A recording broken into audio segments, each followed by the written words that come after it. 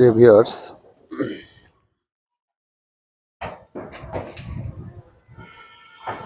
আজকে দেখুন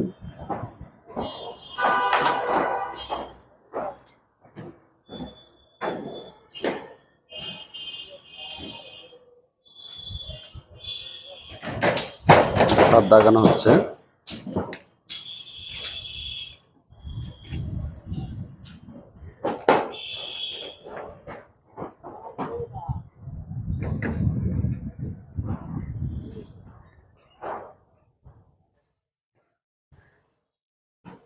আর কর্নারে যাবে না ওটা?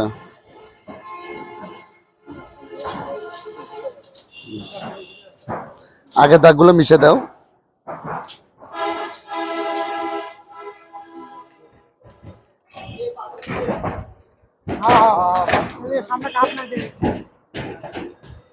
দাগানোর পরে আগে সর্বপ্রথম আমাদেরকে ক্রাঙের ভাগটা বের করে নিতে হবে। যেহেতু বৃষ্টিকাল, এই জন্য চকের দাগ নাও থাকতে পারে, বৃষ্টির কারণে উঠে যেতে পারে, এই জন্য এরকম রং দিয়ে মার্কিং করে নিতে হবে।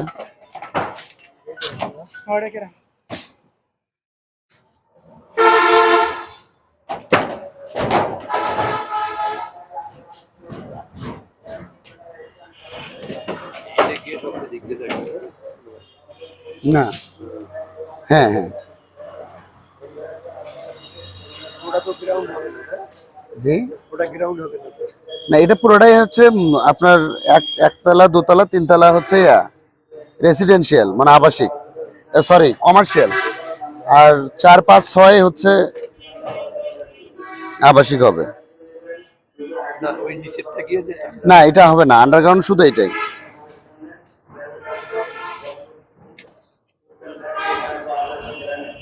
এখানে যে ছাদটা দাগানো হচ্ছে এটা হচ্ছে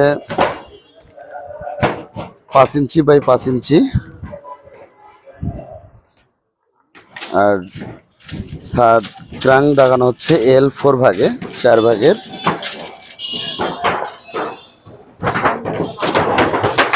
1 অংশ। এটা হচ্ছে ক্রাঙের মার্কিং।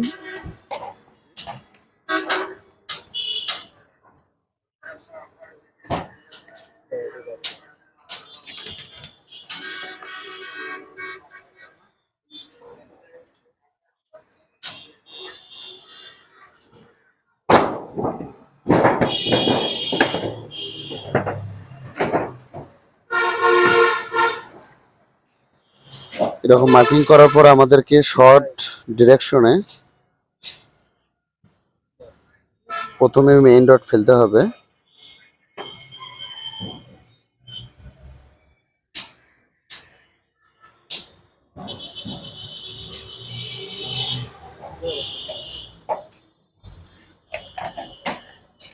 তারপর বাইন্ডার গুলো হচ্ছে লং ডিরেকশনে পড়বে।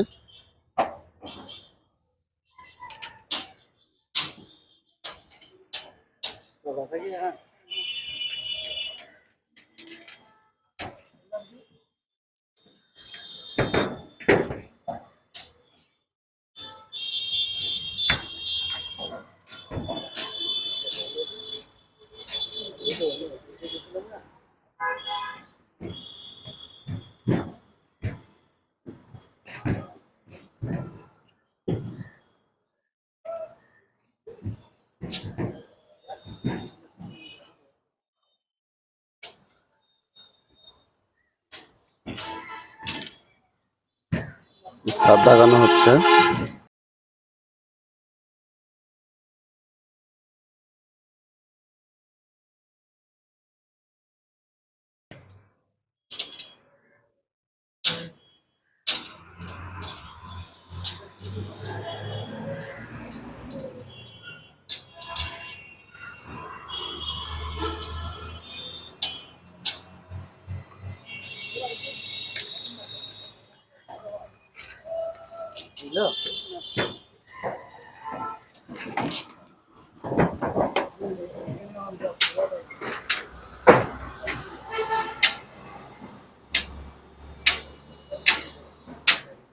দুজন একসঙ্গে লায়া করো, দুজন একসঙ্গে বাড়ি দাও।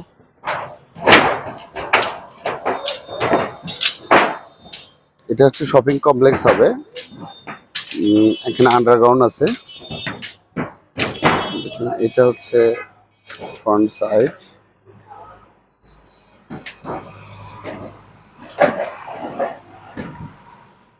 Underground ramp.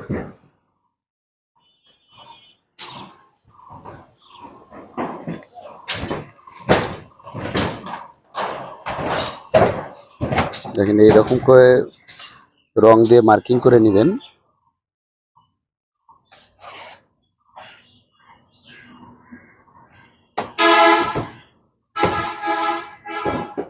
ক্রাঙ্ক ভাগগুলো এরকম করে মার্কিং করে নেবেন।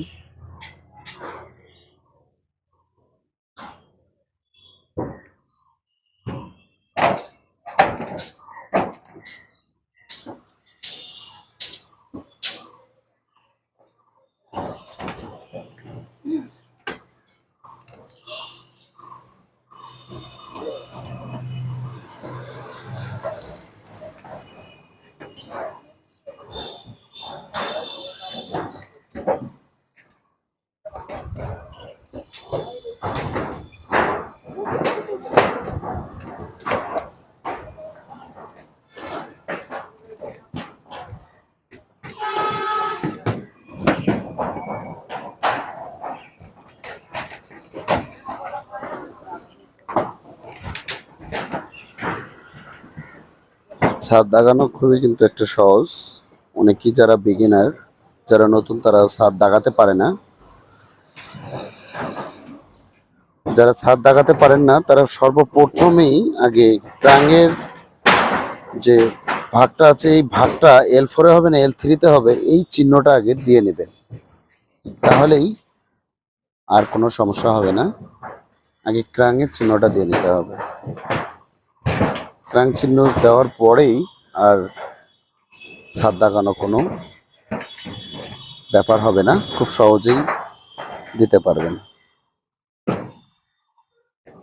এই সাইডটা আন্ডারগ্রাউন্ড হবে না, জাস্ট এখান থেকে এই যে সাইডটা, এটা হচ্ছে আন্ডারগ্রাউন্ড।